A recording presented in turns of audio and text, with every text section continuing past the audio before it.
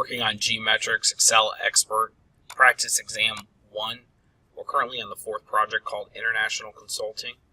Task 1 asks us to go ahead and display the Developer tab on the ribbon. So there are a few ways to do this. The easiest way is to just right-click up here and click Customize the Ribbon, and then click the checkbox there. Click OK, and it now is there. We'll click Mark Completed. Task 2 asks us to go ahead and configure the workbook to calculate options so formulas do not show results changes until manually recalculated or in the workbook is saved. So the keyword is configure. We'll click File, Options. In the Formulas tab over here, what you want to do is Calculation Options, Workbook Calculation, and we want to click Manual and just make sure that's checked off. And we'll click OK. We'll click Mark Completed. Task 3 is a little bit difficult. We're going to be on, we're still on this same tab, World Capital Cities.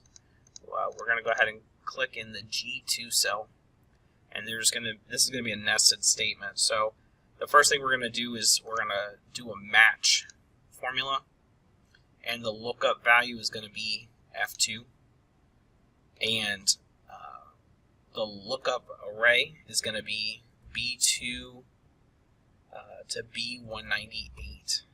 And the reason we're doing that, I'll slide down here. We're selecting all of the cells on this table, including this blank one right here. So you want to make sure you select all that. But we're not done. We want to make this an absolute reference for all of the values. Now, I'm just highlighting this this range, and I'm going to hit F4, and it puts the $sign in front of both the column and the row for each section of this. But you could just manually key those in. For the match type, we're going to click 0. We're going to go ahead and click OK. We've done the first part of this formula. We're going to go ahead and click in the formula bar and cut match to the end of the formula. We'll delete the equal sign.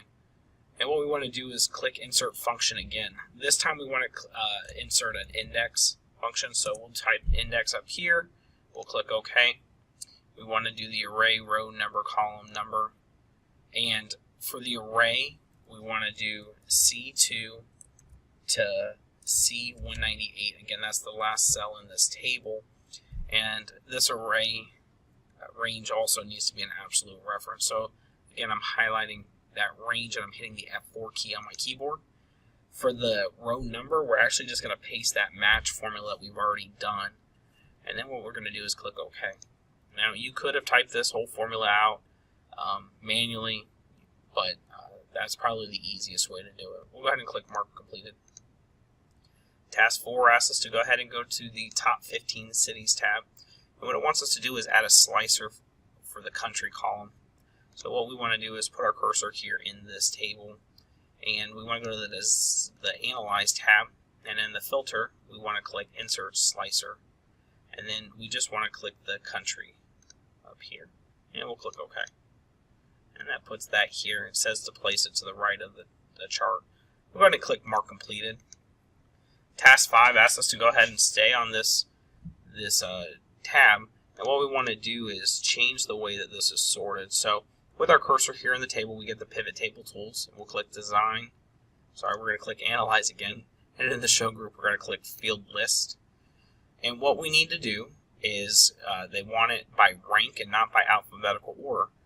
So what we want to do is take this, I'm clicking and dragging it down, and I want to put it here, right above, you see that green line, right above Capital City. So now it's sorted by rank, and we click Mark Completed.